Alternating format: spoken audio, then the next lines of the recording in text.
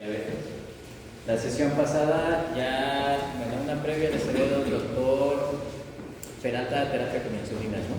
Sí. No, pero no terminamos. La clase pasada fue obesidad. Sí, pero una previa vieron ya insulina. Sí. Ya vimos insulina, sí. Pero la verdad, siento que la de los picos de insulina, siento que ya no me gusta otra vez. Ya cuando le das conforme los picos, o sea, ¿Pero los dio muy mal? Era de que si O sea, lo reprobamos. Esta era de 180, ¿no? Ah, ustedes díganme.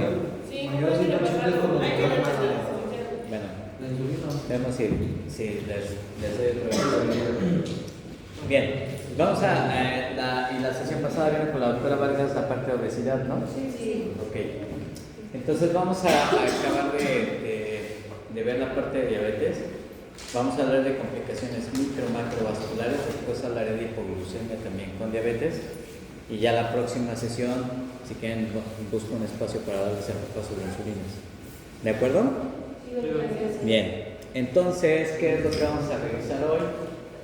Un panorama general de las consecuencias que tiene una persona que vive con diabetes. Desde las primeras sesiones que tuvimos, les dije que el objetivo era tratar de llevar a metas de control adecuadas a quien vive con diabetes. Y el objetivo del tratamiento es evitar que tengan complicaciones crónicas, ¿sale? O de que si ya existen esas complicaciones crónicas, pues evitar que progresen, o disminuir la probabilidad de que progresen. Ahora bien, entonces el efecto de la hiperglucemia es que va a condicionar pues, prácticamente daño en todo el organismo. Tenemos retinopatía diabética, neuropatía, reducción en el flujo sanguíneo que te va a dar finalmente pie diabético, nefropatía diabética y la cardiomiopatía diabética que también va a afectar a vasos del sistema nervioso central y que te va a generar evento vascular cerebral. Entonces vean aquí cuál es el objetivo, lo que les comentaba. Cuando hacemos diagnóstico de diabetes y enfatizando en la parte de que es necesario hacer una búsqueda intencionada de alteración del metabolismo de carbohidratos, por eso tenemos que tener presentes cuáles son esos factores de riesgo, porque diabetes no duele. Y si recuerdan las primeras sesiones que les di, quedamos que hasta una tercera parte de las personas que viven con diabetes no saben que tienen diabetes. Y cuando hacemos diagnósticos y nos esperamos a que ya alguien refiera sintomatología, vean como el 21% de los pacientes pueden tener cierto grado de retinopatía, hasta un 18% puede llegar a tener algún grado de nefropatía diabética y neuropatías tienen un 12%. Y la otra situación importante es que quien vive con diabetes tiene 2 veces más riesgo de tener un infarto comparado con quien no vive con diabetes. ¿Sale? Entonces la situación es generar un impacto en estas complicaciones. Y vamos a ir analizando igual escenarios clínicos. Vean aquí, por ejemplo, tienen a Javier, que es un hombre de 45 años de edad, con diabetes mellitus tipo 2, de 2 años de diagnóstico, en tratamiento con metformina 2 gramos al día, más cliclacida MR60, 30 miligramos diarios. ¿Sale? Tiene una terapia dual. Está con una biguanida más y una sulfonilurea de segunda generación. Su presión arterial está en 150/90, frecuencia cardíaca de 80, talla 1,67, peso de 85 y índice de masa corporal de 31,19. La glucosa de ayuno, a pesar de que está con una terapia dual, tiene 162 miligramos por decilitro, hemoglobina glucosilada de 8%, colesterol LDL de 154 y triglicéridos de 220. ¿Sale? Va. ¿Qué factores de riesgo tiene para nefropatía diabética? Hipertensión arterial. ¿Qué más? Tiene ¿Tiene qué? ¿Tiene qué? Diabetes. Está controlado. ¿Está controlado? No. Ah. ¿Qué más tiene? ¿Qué otros factores influyen en la nefropatía diabética? Los triglicéridos. Triglicéridos. ¿Qué más? Pues el mal control glucémico, ¿no?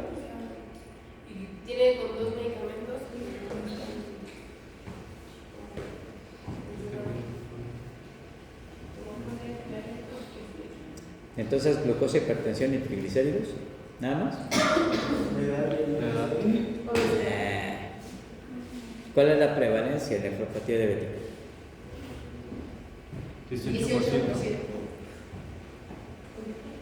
Y que tendrían que evaluar en un paciente, o en este caso con Javier.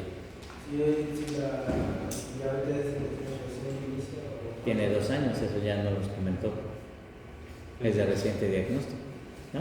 De reciente diagnóstico habitualmente decimos que es cuando tienen menos de 5 años. Pero vean los factores de riesgo que hay para nefropatía diabética. 1, hay factores genéticos. Entonces es bien importante que en el momento en el que ustedes hagan la historia clínica, ustedes pregunten en una persona que ya están evaluando por alteración de metabolismo de carbohidratos, si esa persona tiene familiares con diabetes y si los familiares se han complicado. Porque si ya hay mamá o papá con diabetes y además tuvieron daño renal, fíjense, una persona que vive con diabetes que no tiene ningún familiar con complicaciones, de todos modos tiene riesgo del 14% para llegar a tener nefropatía diabética. Pero si hay un familiar, que puede ser papá o mamá, que se complicó por nefropatía, el riesgo de que esta persona tenga nefropatía será un 23%. Y si tuvo la mala suerte de que papá y mamá se complicaron, vean que el riesgo se va hasta un 46%. Eso quiere decir que también hay factores genéticos para que ustedes se compliquen. Hay personas que tienen descontrol glucémico y tienen otro tipo de complicaciones, pero no hacen daño renal, ¿sale? A pesar de que estén con descontrol. Hay quienes hacen retinopatía diabética o hacen neuropatía o tienen enfermedad cardiovascular, pero no hacen enfermedad renal terminal. Entonces, el aspecto genético también juega un papel importante. Y en nuestra población, pues también estamos torcidos en esa parte, porque en México rápidamente el paciente que vive con diabetes progresa en nefropatía diabética. Es decir, la principal causa de muerte por diabetes es por daño renal, ¿sale? La otra, vean, en la raza pues aparecemos también como grupo étnico, aparecemos también los hispanos. Y luego, hipertensión arterial, ahí va a generar daño a nivel renal. 2, la hiperglucemia, que ya me lo habían comentado. Hay otros factores como tabaquismo, la edad, el género masculino. El hecho de ser hombre también incrementa un poco más el riesgo comparado con las mujeres. Y la otra es la dislipidemia, tanto colesterol, LDL, como triglicéridos. Entonces tienen que tener bien controlado un paciente para disminuir el riesgo de nefropatía diabética. De hecho, uno de los errores que tuvieron casi la mayoría en la actividad del caso clínico que les puse, es que les puse que me mencionaran las metas de control metabólico. Y casi el 90% puso metas de control glucémico. O sea, me dijeron nada más glucosa de ayuno, glucosa, hemoglobina, glucosilada y glucosa postprandial. Ajá, y la presión arterial, el índice de masa corporal, HDL, LDL, triglicéridos, no los tomaron en cuenta. Por eso, nadie saca 10 en el caso clínico, ¿sale? Entonces, les dije en la primera sesión, diabetes es una alteración de metabolismo de carbohidratos, lípidos y proteínas. No nada más es azúcar. Y se clavaron con la pura azúcar. De hecho, si ven las guías, las guías del ADA, viene hasta un cuadrito con todas las metas. Hubo quien sí los puso y hasta pegó ahí el cuadro. Pero hubo quien se clavó nada más con la parte de glucosa. ¿Por qué es importante? Porque ya vieron que todos estos factores van a pegar en la parte de las complicaciones crónicas. Y por ejemplo, es una de las múltiples reportes que hay de prevalencia de enfermedad renal crónica no diagnosticada en personas que viven con diabetes mellitus tipo 2. Y ven ahí las diferentes etapas de nefropatía diabética. Es una 3A, 3B o una etapa 4. Y ahí ven también cómo ha estado en el transcurso de los años. Pero si ven, por ejemplo, la etapa 3, de 2011 a 2017, que es esta gráfica, pues tampoco ha habido un cambio muy importante en cuanto a reducción. En 2011 se hablaba de que un paciente con nefropatía estadio 3 hablabas de un 65.6% Para 2017 pues tenías un 50.4%, o sea, tampoco es que le hayas bajado tanto, lo cual no es posible porque se tienen ya muchas alternativas de tratamiento para generar un impacto. El problema es que no se están llevando a método de control a los pacientes, ¿sale?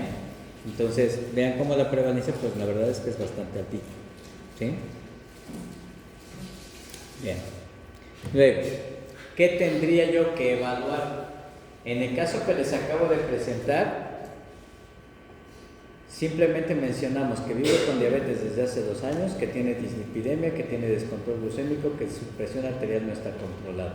Y así les van a llegar. Y entonces, ¿qué tienes que hacer en el momento en el que tú diagnosticas o te enfrentas a una persona que vive con diabetes? Tienes que estadificarlo. No importa que sea la primera consulta en la que tú le estás diciendo que ya cumple con criterio de diabetes, en ese momento tienes que evaluar la función renal. Siempre, ¿sale? Y entonces, ¿qué tendríamos que hacer? Hay varias formas de detectar o de evaluar. Una es con la relación albúmino-creatinina. La otra sería hacer una recolección de orina de 24 horas para medición de albuminuria.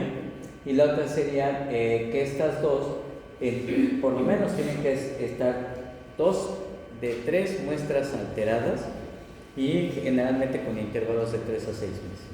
Una sola determinación no te hace diagnóstico, ¿sale? Entonces tendrías que tener 2 de 3 alteradas. Ahora, entre la recolección de orina de 24 horas y la relación albúmino-creatinina, es mejor la relación albúmino-creatinina. La recolección de orina de 24 horas que se ocupaba hace mucho tiempo, la verdad es que tiene muchas limitantes. Y una es que en ocasiones no se hace una recolección adecuada. Entonces, con la relación albúmino-creatinina no necesitas las 24 horas, con una sola determinación de orina puedes hacer tu determinación. Y la otra es, puedes también calcular la tasa de filtrado glomerular simplemente teniendo la creatinina. Y entonces... Disculpen, si las dos serían igual, las 2 de 3 muestras alteradas. Sí, en las dos. Ajá. Ahora, ¿qué resultados? Vean, tiene una relación albúmino-creatinina de 162 miligramos gramo. Se documentó albuminuria en orina de 24 horas de 200 miligramos decilitro. Y tiene una tasa de filtrado glomerular de 145 mililitros minuto. Eso es lo que ustedes tienen que hacer. ¿Cómo se calcula la tasa de filtrado? Ya hay muchas calculadoras, ¿sale? Entonces, simplemente con el puro celular puedes tomar la de SECADEPI, que es la que se recomienda, y finalmente con eso te das un estimado de la tasa de filtrado. Y con la relación albúmino-creatinina, pues ya tienes estos 3 valores. Ahora, con esto, vean por qué te sirve. ¿Por qué? Porque yo tengo que clasificar cómo está mi paciente. Tenía vamos a regresarnos acá. Vean, tiene 162 miligramos gramos de relación albúmino-creatinina con albúmina en orina de 200 miligramos y una tasa de filtrado de 145. Y tú tienes que evaluar las dos cosas.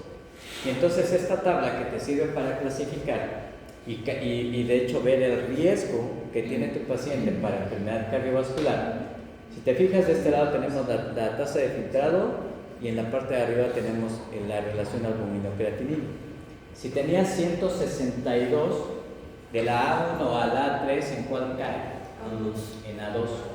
Entonces fíjate que lo normal es que tengas menos de 30 miligramos gramo, ¿sale? Eso sería una respuesta normal. Es ese paciente que no tiene afección renal. Pero si ya te sale entre 30 a 300, eso ya está considerado como microalbuminuria, ¿sale? Más de 300, entonces te da, eso ya se considera como una albuminuria franca, ¿de acuerdo? Entonces, en la tasa de filtrado, fíjate, nada más el hecho de tener albuminuria, o sea, ya más de 300, te pone en un riesgo alto para riesgo cardiovascular y para progresión hacia enfermedad renal. Es un paciente que ya lo detectas en albuminuria, tendrías que generar una mayor intervención.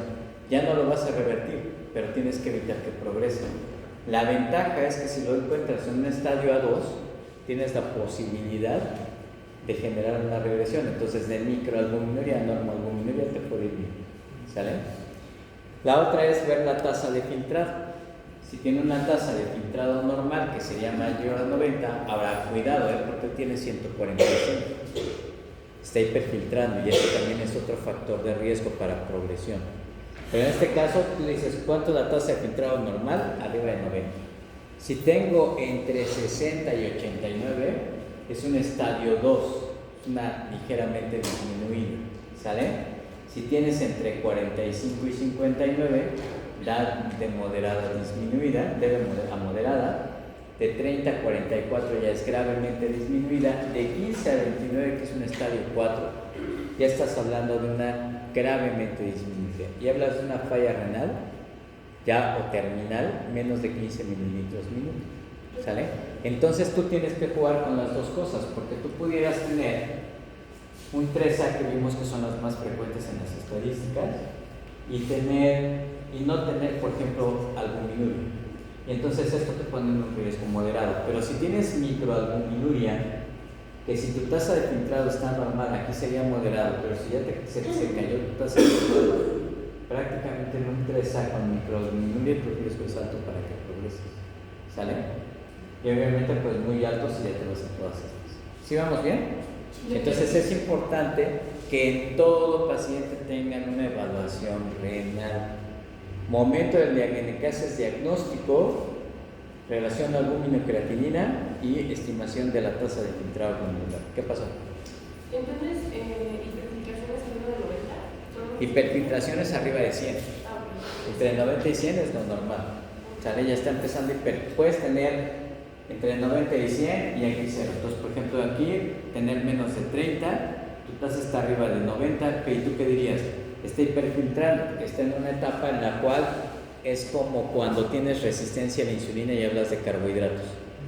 No tiene diabetes, no tiene prediabetes, ya tiene resistencia, es como la puerta o la antesala que va a tener alteración de la glucosa. Aquí el que está hiperfiltrando, ten cuidado porque ese es el primer dato de que te habla de que ese riñón puede llegar a fallar. ¿Sale? Lo de hiperfiltrado es cuando tiene de 90 a 100% de filtración y que está en el descontrol. No, mayor a 100. Hiperfiltración es mayor a 100.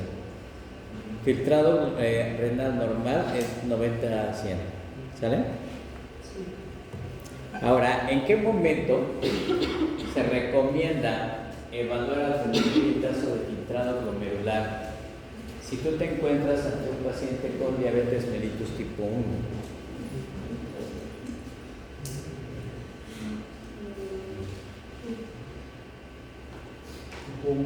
Sí.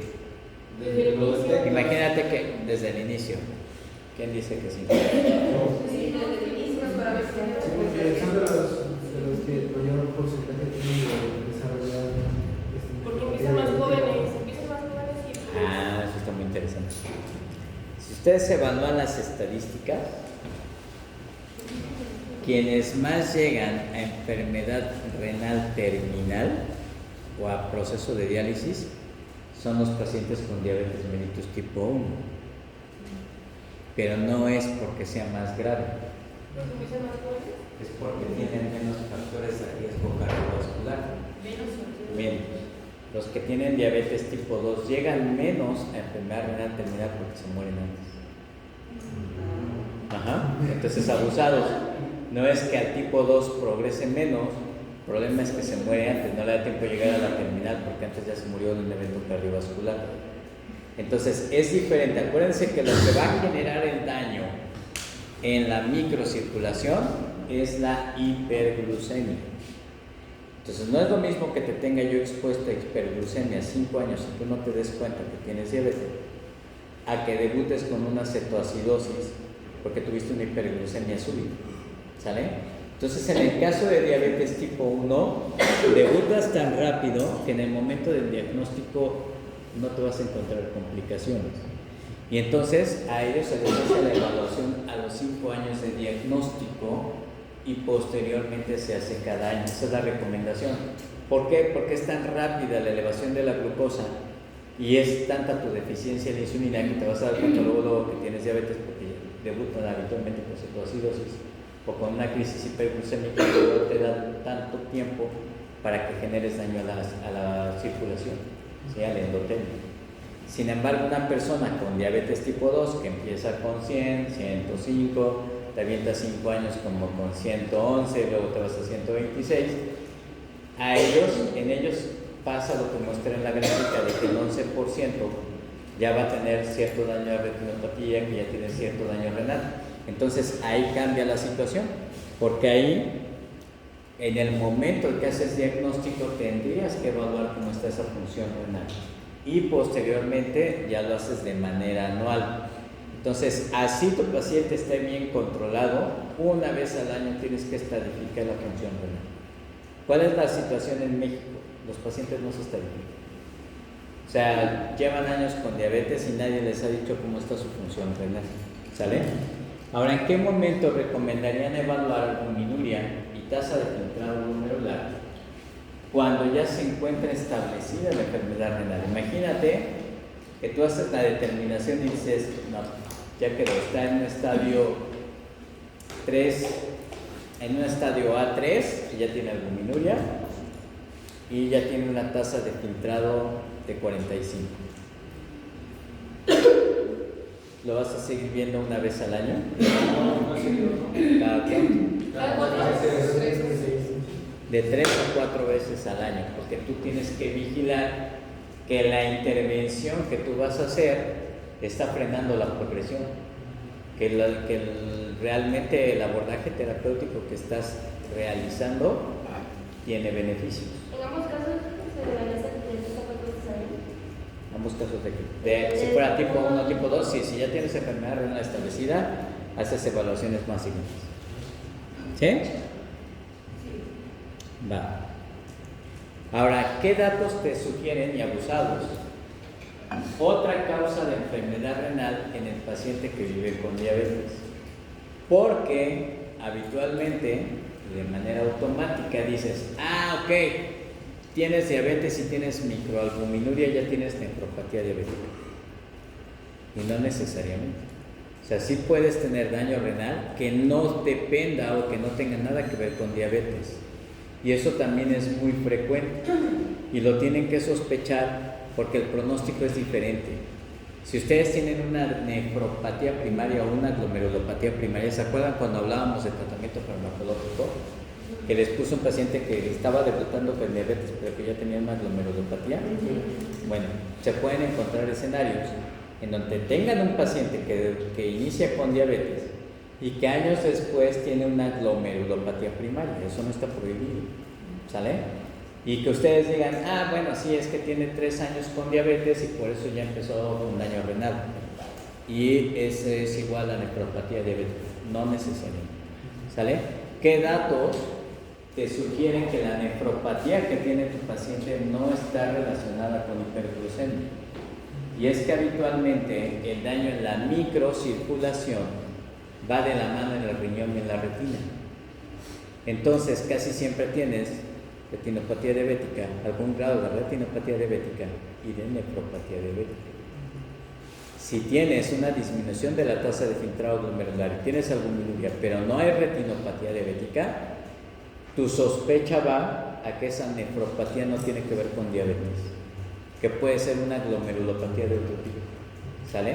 Porque casi siempre van de la mano. La otra es que tuvieras una disminución del filtrado glomerular que va rápidamente progresivo, porque nefropatía diabética tampoco progresa tan rápido, tardas muchos años, más o menos como después de 20, 25 años, la tasa de filtrado cae, pero antes no. Y en cambio, si tú tienes un paciente con 5 años de diagnóstico, que la tasa de filtrado está en 70 y que sigue bajando y que sigue bajando, eso no es el comportamiento de una nefropatía diabética. Ahí tienes que pensar que el daño renal es por otra causa.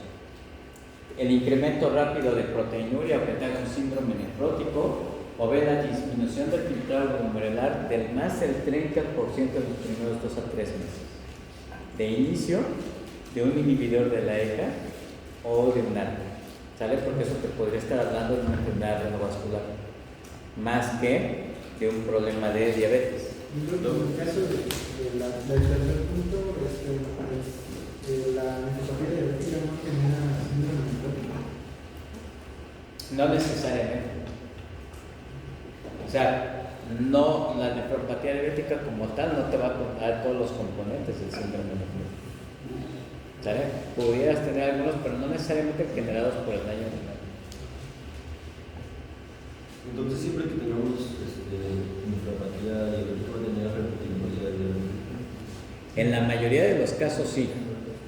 Hay pocos escenarios en los que la ausencia de retinopatía no necesariamente te descarta la nefropatía diabética, pero sí te tiene que decir, ten cuidado porque probablemente el comportamiento de la nefropatía no tenga que ver con hiperglucemia. Tendrías que integrar más cosas. Una es ver que no se vaya deteriorando rápido la tasa de filtrado, porque eso no sería lo común. La otra es que tuvieras hematuria. Si tú tienes hematuria, la hematuria no es parte de la nefropatía diabética, pero sí es parte de muchas glomerulopatías primarias. Entonces, si tú tienes hematuria, automáticamente tienes que pensar en otra situación. Ve aquí lo que te decía de la tasa de filtrado glomerular. Ustedes vean, por ejemplo, en la línea de color naranja, es cómo se va comportando la tasa de filtrado, es el comportamiento habitual o el comportamiento promedio de la tasa de filtrado de una persona que vive con diabetes. Y si se fijan, aquí estamos desde tiempo de diagnóstico, y fíjate cómo a partir casi de los 25 años es cuando la tasa de filtrado empieza a caer. Entonces no sería lógico que tú tengas a una persona con diabetes que tenga 5 años de diagnóstico con diabetes y que la tasa de filtrado esté cayendo.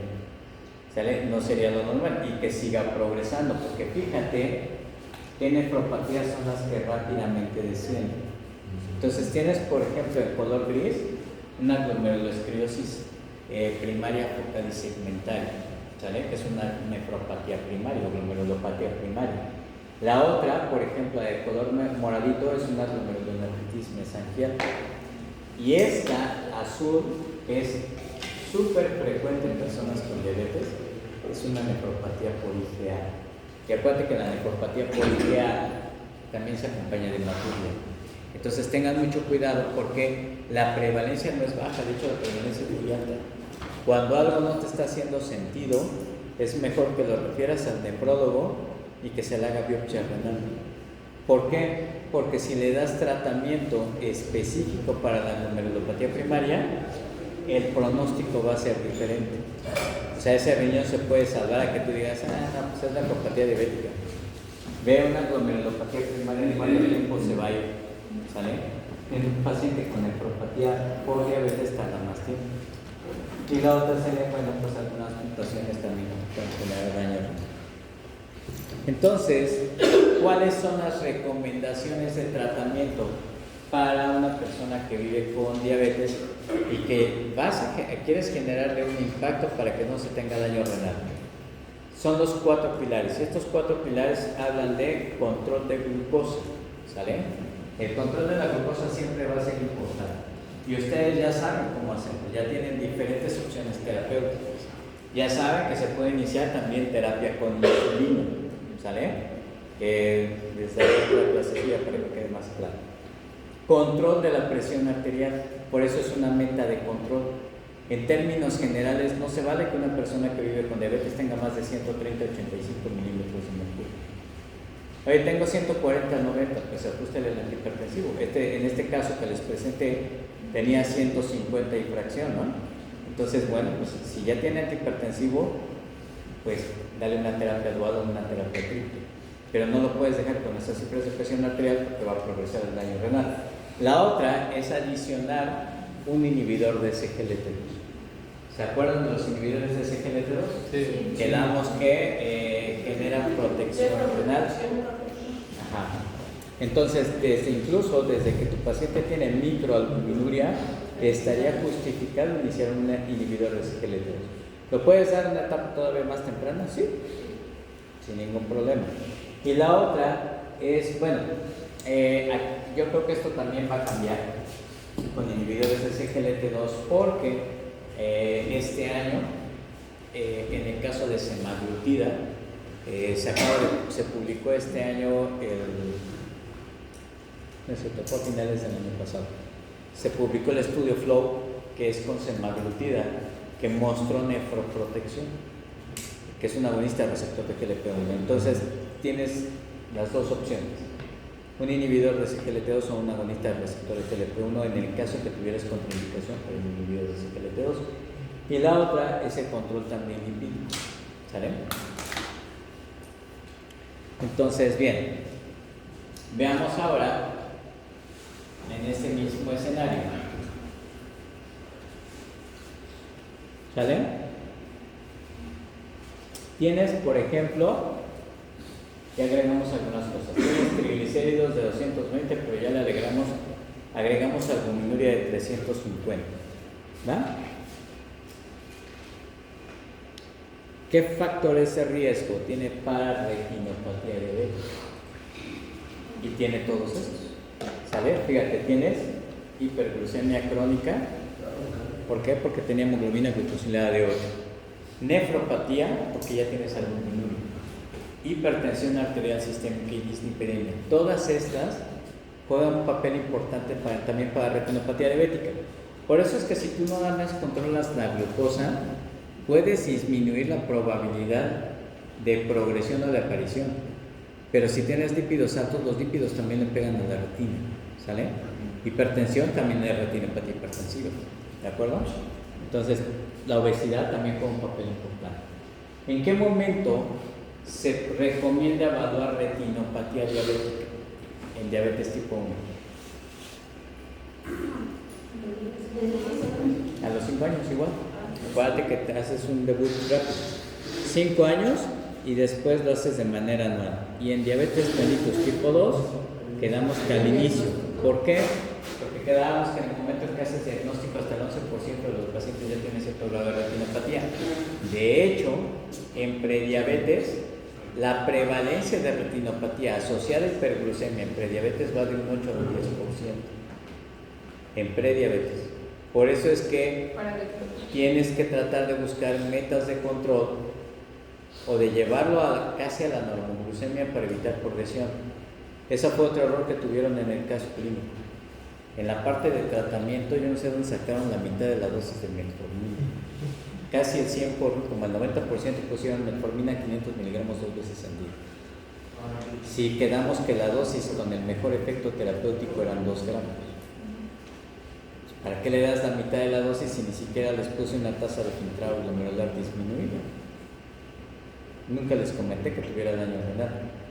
Y si ustedes decían, es que tal vez con 1 gramo puedo bajar tanto porcentaje. Ajá, porque muchos me pusieron esa lógica. Y sí, pero yo también te comenté que con hemoglobinas glucosiladas entre 5,7 y 6,5 tienes daño renal o tienes complicaciones crónicas. Entonces, si ustedes nada más se limitan a ese 6.5% de hemoglobina glucosilada, pues se van a quedar bien cortos. Tú le das la dosis adecuada. Si ese paciente se normalizó y te llegó a 5,4 de hemoglobina glucosilada, pues qué padre, porque lo estás protegiendo más. Pero no lo limitas a decir, no tengo que llegar a 6.5, entonces te voy bajando la dosis para que nada más llegues a 6.5. ¿Sale? ¿Cuándo evaluar fondo de ojo durante el embarazo?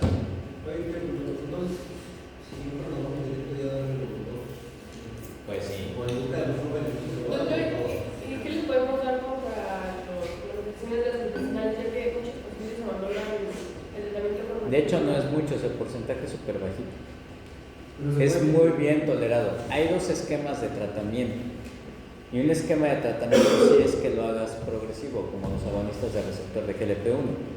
Entonces, de hecho, las guías ahora te pueden poner que puedes iniciar tal vez con 500, pero que lo vas progresando hasta la dosis adecuada. Si ustedes hubieran puesto 500 miligramos 2 veces al día y después lo progresas, pues bastante bien. El problema fue que lo dejaron con la mitad de la dosis. Y la otra opción es que lo des, yo nunca lo progreso. O sea, yo les doy la dosis completa, jamás progreso metformina. Pues lo vas haciendo por semanas igual. Porque acuérdate que lo que quieres es revertir rápidamente la glucotoxicidad, si no le das más oportunidad que siga generando daño. ¿Sale? ¿Cuándo evalúan fondo de ojo durante el embarazo?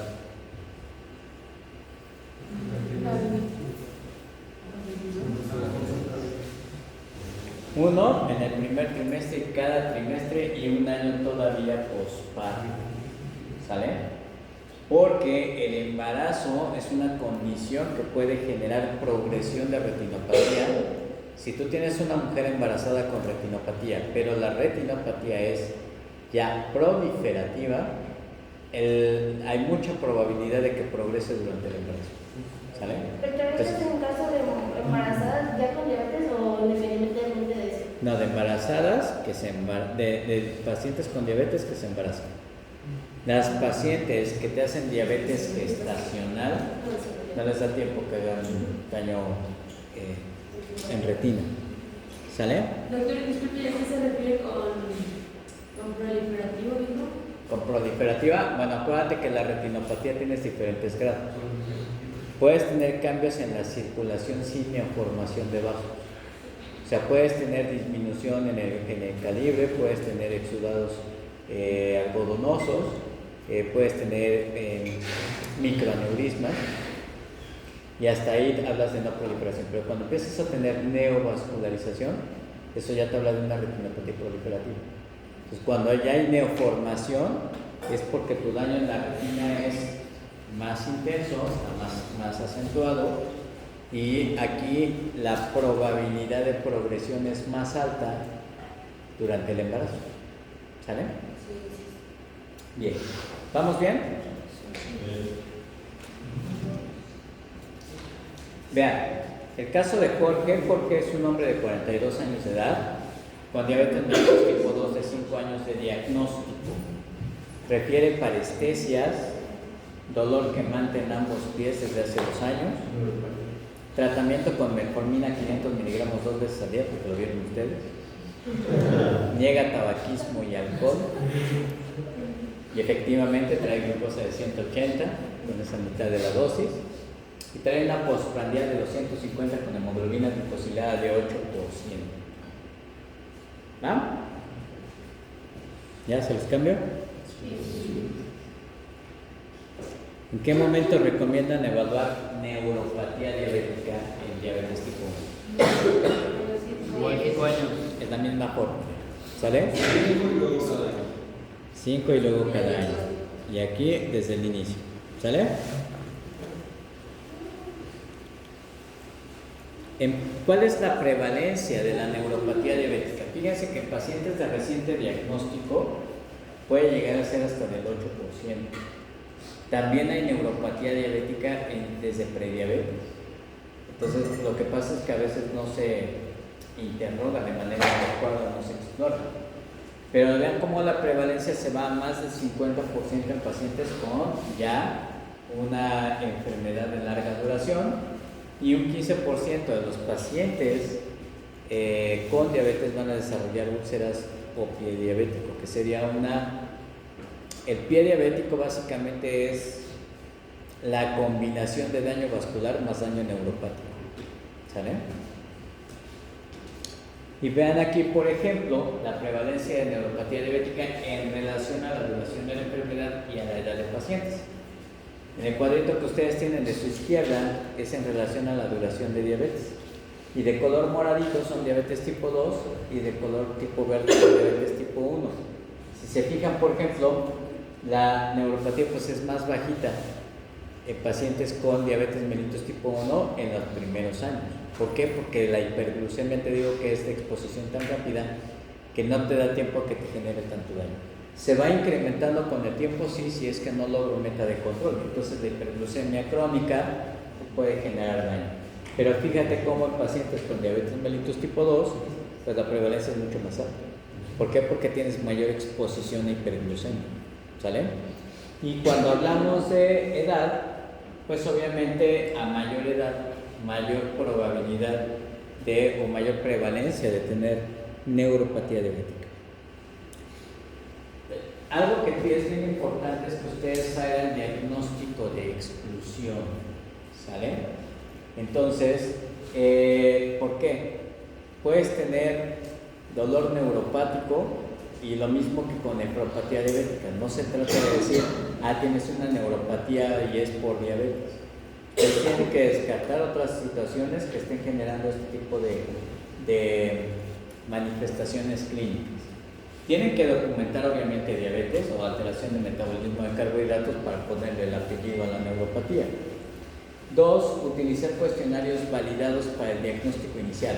Y aquí es diferente. En el caso de la retinopatía diabética,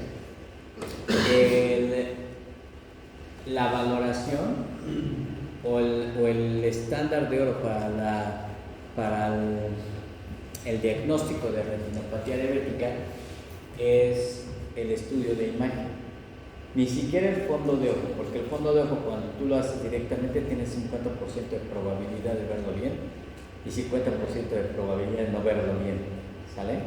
Entonces, y en el caso, por ejemplo, de nefropatía diabética, pues lo documentas con un estudio de laboratorio. En el caso de neuropatía diabética, el diagnóstico es clínico. No necesitas una electromiografía para documentar, ¿sale?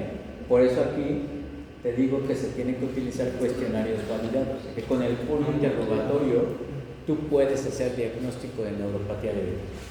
Y puedes tener obviamente la parte de la exploración física, en donde tienes que tener 2 pruebas sensitivas o motoras positivas. Y entonces, ¿cuál es uno de los cuestionarios que más se utilizan? El cuestionario de Michigan, ¿sí? Y si te fijas en el cuestionario de Michigan, tú tienes 15 preguntas. De estas 15 preguntas, por ejemplo, es si ha notado, por ejemplo, como entumecimiento de los pies, si ha notado ardor, el predominio de la hora en la que se genera, habitualmente es más en la noche, si los pies son muy sensibles al tacto, que eso es una hiperurgencia, si siente calambres en los pies, si sienten escozor en las piernas, si con el contacto con las sábanas se genera también dolor. Y este tipo de preguntas que son muy sencillas, ustedes le van dando un puntaje. A partir de con cuántos puntos de esos 15 preguntas, con cuántas respuestas positivas haces diagnóstico con 8. ¿Sale? Necesitas tener 8 de 15 para decir que mi paciente tiene neuropatía. Y esto ya quedamos. En el momento del diagnóstico de diabetes tipo 2, evaluación de fondo de ojo, de retinopatía, evaluación de función o estadificación de la función renal, interrogatorio para ver si el paciente tiene o no tiene neuropatía. Y luego en la exploración física, la parte de la sensibilidad la ves con el monofilamento. Entonces lo que haces es simplemente pedirle al paciente que cierre los ojos y que te diga o que te mencione en qué momento estás haciendo contacto con el pie. Y ese monofilamento ya lo ven, en cualquier tienda lo pueden comprar. Y vean, ahí ustedes tienen diferentes puntos. Entre color azul y blanco se ven los 10 puntos que están recomendados. ¿Sale? Primero, tercero y quinto dedo. En los metacarpianos también del primero 3, 5. Luego a la mitad del pie, en la parte lateral y la medial. Y finalmente en el talón. Y un punto en el dorso del pie. ¿Sale? Pero pueden hacer la parte simplificada, que sería simplemente con los puntos que están en azul. Entonces puedes explorar los 10 puntos o puedes explorar los 4 puntos. Pero con 4 puntos positivos, eso te habla también de disminución de la sensibilidad, que es parte de la neuropatía diabética. Y la otra es hacer la parte de la vibración, y eso se hace con un diapasón de 118 Hz. Y entonces lo que haces es precisamente poner el diapasón, poner el momento, lo pones en una saliente ósea, puede ser así como lo ves en la figura, o puede ser también a nivel del maleolo. Y en el momento en el que tu paciente deja de percibir la vibración, tú te lo pones para ver si tú percibes. Si tú percibes y ella no, entonces ya te habla de que hay una disminución en la sensibilidad en la parte de la propiocepción. Y en la exploración física, pues vean, aquí tú ya te puedes ir haciendo varias situaciones. ¿Cómo está la apariencia del pie? Si es normal, si no es normal. En el caso de que esté anormal, tienes que ver si hay deformidad, si está seco, si está infectado, si está ulcerado. Ver los reflejos, habitualmente el reflejo también va a estar disminuido. En el caso del reflejo del aquilio, ¿sale? O puede estar ausente. Y entonces, si está presente, no le das puntos, si está disminuido el punto 5, si está ausente, le das 1. Y ver también la percepción. Y todo eso te va orientando ya a que tu paciente pueda no tener neuropatía diabética. Y tú puedes hacer la estratificación de riesgo para pie diabético. Puedes tener neuropatía, pero el pie diabético es como la consecuencia final de esa neuropatía. Y entonces, ¿cuándo hay bajo riesgo de úlcera? Pues si tu paciente en la exploración física todo lo encontraste muy bien. Pero si encontraste sensibilidad disminuida, pero no hay enfermedad arterial periférica, entonces ves aquí tienes, ok, no hay pérdida de la sensibilidad, no hay enfermedad arterial periférica, no encontraste ningún dato positivo, entonces cada cuándo nos vas a estar revisando los pies, cada año. Te encontraste que la sensibilidad está disminuida o tiene enfermedad arterial periférica, cada 6 meses hay que estar evaluando. Si ya tienes pérdida de sensibilidad más enfermedad arterial periférica, aquí ya tienes las dos, o tienes cierta deformidad del pie, 3 a 6 meses. Y si ya tienes el antecedente de una úlcera, la amputación, cada 1 a 3 meses hay que estar evaluando. Pero la finalidad es que tus pacientes no lleguen en estas últimas etapas, ¿sale? Que desafortunadamente diabetes sigue siendo la principal causa de amputación no traumática. Manifestaciones, otro tipo de neuropatía que es la neuropatía autonómica. La neuropatía autonómica, ¿por qué es importante? Porque es un factor de riesgo cardiovascular. El paciente que ya tiene neuropatía autonómica tiene mucha probabilidad de tener desenlaces cardiovasculares. Entonces, ¿qué tendrías que evaluar? ¿Ve? Como la exploración física es importante. Ver el reflejo pupilar, ¿sale? Entonces, si tienes una disminución del diámetro de la pupila como una respuesta adaptativa a la oscuridad, ya te habla de alteración. Puede haber anhidrosis, puede haber intolerancia al calor, sudoración gustativa, piel seca. A nivel gastrointestinal, pacientes que tienen estreñimiento, que tienen diarrea, que es una gastroparesia. A nivel de génito urinario, acuérdate que también hay vejiga neurogénica, ¿sí? Disfunción eréctil. En el caso cardiovascular, que esto es muy importante porque hay una triada de la neuropatía autonómica, que es taquicardia en reposo. Tú pones el estetoscopio y tu paciente estaba sentado, lo esperas ahí, te espera en la sala de espera unos 5 o 10 minutos. Lo estás explorando y tiene taquicardia y tiene diabetes abusado, porque ese es un dato de que puede tener neuropatía autonómica. ¿Cuál es el segundo dato? La hipotensión ortostática. Entonces mides presión acostado y la presión arterial sentada. Y la otra sería la cardiopatía isquémica silente. Acuérdense que el paciente que tiene neuropatía autonómica puede tener infartos silenciosos. ¿Sale? ¿Un descanso? Sí. Va. Y ahorita le seguimos.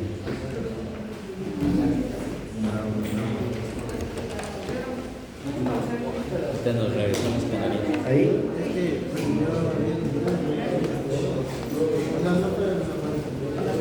¿No fue qué? No fue